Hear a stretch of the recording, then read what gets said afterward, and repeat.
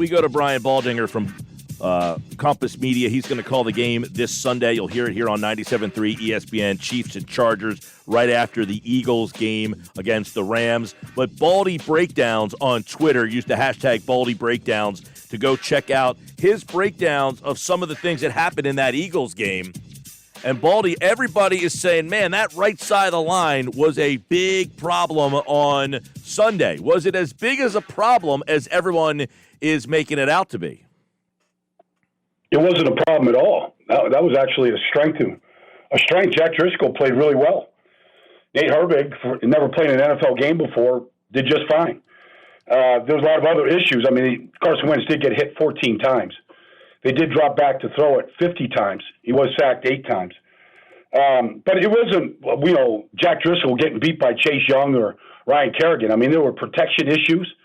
There were some bizarre plays like Corey Clement coming to help out Jason Peters and chipping Chase Young, and he spins off Peters and gets a sack. There was a bootleg into a rushing defensive end that Carson couldn't get out of the way. There was a breakdown on 4th and 4 on a zone pressure by Jack Del Rio. He won the down with the way that he ran it. I mean, it was just individual things.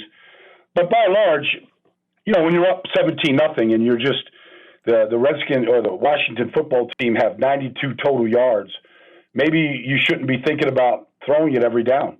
Maybe you should be thinking about a different way to win the football game.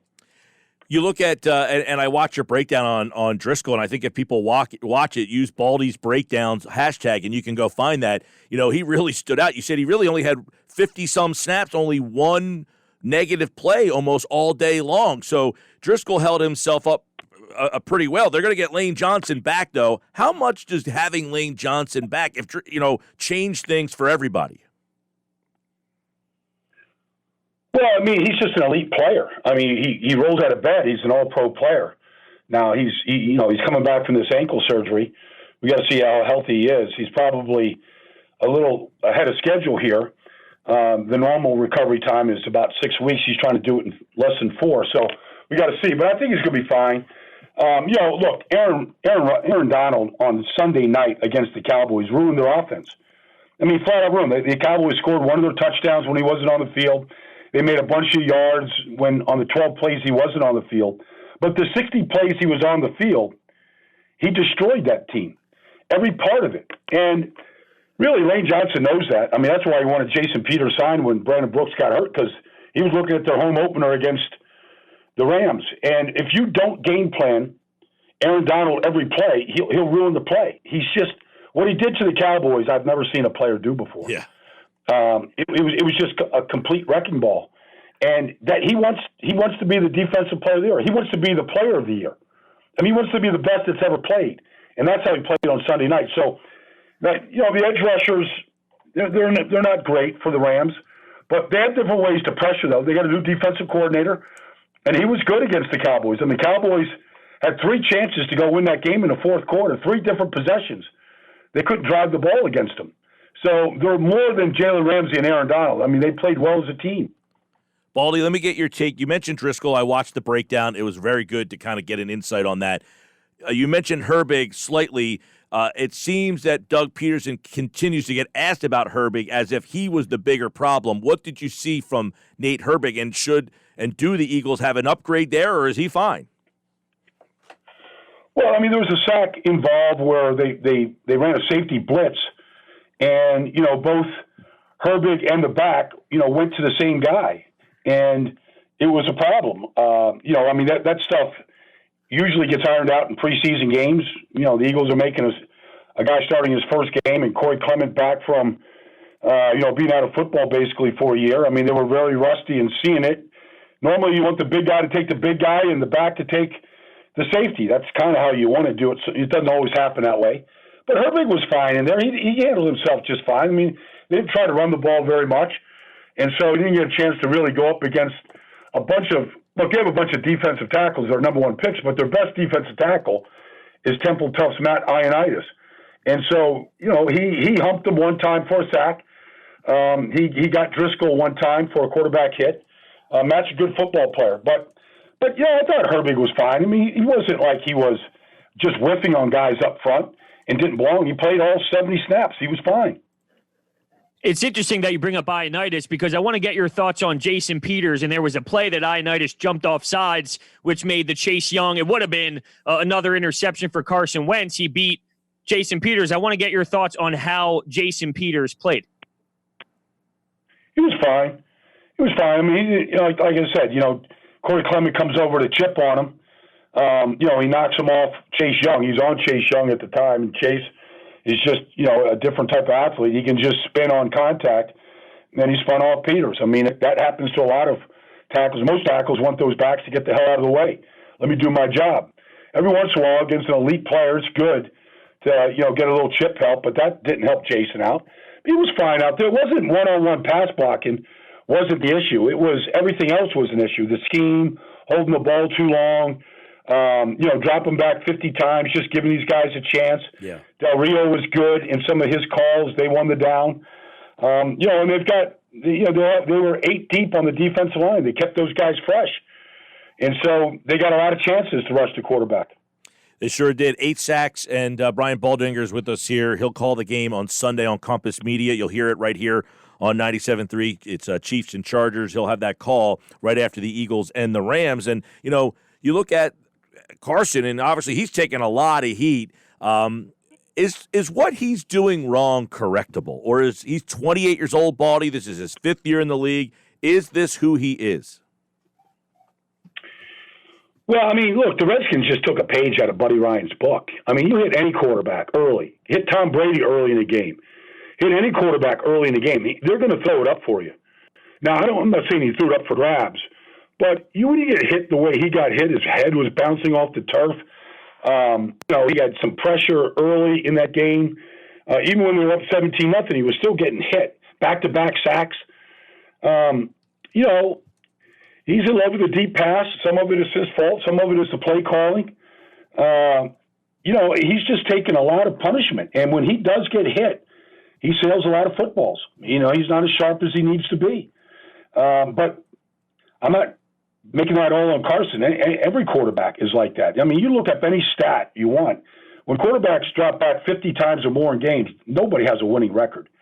I mean, most quarterbacks have a losing record. I don't care if it's Breeze or Brady or anybody. Most of them have losing records when they throw it 50 more times a game. I mean, some of these, you just got to try to balance it up a little bit. I mean, Carson, I think, could be fine. I mean, I don't know why Hightower's out there on the football field. He doesn't look like he's ready to play. He doesn't look like he has any idea what he's doing out there. And so, he's got a lot of young receivers that they're putting on the field. Sometimes these guys are good. But even Brady had problems with Mike Evans the other day. I mean, it's a timing league. You got to throw the ball with timing, anticipation of where his guy's going to be. And if they're not where you think they're going to be, bad things happen. And that happened on 2 of the interceptions. When watching film, was there anything that stood out to you positively? Like maybe the secondary, Darius Slay, Avonte Maddox? Was there any sort of positive we can take out of this game for the next one? Well, I thought the linebackers were really good. They were really active. I mean, the Redskins basically, they didn't do a whole lot. They couldn't really run the ball at all.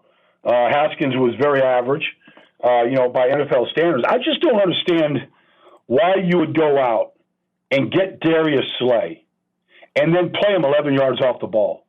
Like, the guy's a press corner, and he's a great press corner. I mean, he can run with Terry McLaurin as well as anybody in this league, and he did. But if you lay off him 11 yards after the first turnover, and you just give McLaurin an easy 8-yard slant that goes for a first down, I mean, you're just giving Dwayne Haskins and Terry McLaurin easy throws and easy completions. And I know Darius Slay. That's the last thing he wants to do is play off the ball zone coverage. I mean, like, he's got to be. I mean, look, all corners have to be able to do it all, but that's not why he should be here. Like, go take Terry McLaurin out of the game. Don't let him breathe the way Stephon Gilmore does number one receivers. Just let everybody else play their zone. Let that guy just go do what he's supposed to do and what he's great at. Put him in a position where he can do what he does best. I just don't understand that. The linebackers played well, though. They were active. Nathan Jerry played well. Duke Riley played well. I always think Avonte Maddox plays well. I mean, the defensive line was good. They hit Dwayne Haskins a bunch of times. They hit him 10 times in that game. No Sanders in the game on Sunday. He'll be back this week. And then Boston Scott got hurt, and then you didn't have Corey Clement all week, for the most part, at practice, Baldy. How much did that kind of affect, do you think, the play call? Well, I mean, there's no excuses here. I mean, Boston Scott played last year. I mean, it was his first NFL start. I mean, it's not a one-man team. I mean, there's a lot of teams. San Francisco has the injury bug right now. A lot of teams get it. I mean, the Eagles changed their medical staff this year. I don't know why all these guys keep getting hurt, why there's so many injuries. But, I mean, you got a 69-man roster now. You've got 48 dressed on Sundays instead of 46. I mean, you have to hope, ideally, the 69 guys on your team that all went through the same practices everybody else did are ready to play football, because that's kind of why they put that rule in this year. And whether it was COVID-related or just injury-related, I mean, you just got to have the next guy up mentality. Injuries are going to happen. There's no excuses. Yeah. Hey, you're going to see the Chiefs and Chargers on Sunday. That'll be your game for Compass Radio. We'll have the call here on 97.3.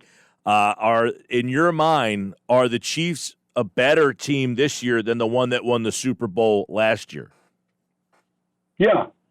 Yeah, because Clyde Edwards-Helaire is a better running back than what they had last year. And that's not to take anything away from Williams or anybody else that played that position. But he's an elite player. He's got tremendous balance. He's a perfect player for that offense. And a guy like McCole Hardman is in his second year. Like, he's a much more polished player right now. And I think defensively, you know, it took him a half a year last year to figure out what Spags wanted to do. And he had to figure out what they could do. And so Tyrann Mathieu, you know, is in a different position now than he was at this time last year. And he's the quarterback of the whole defense. And so they're just much better.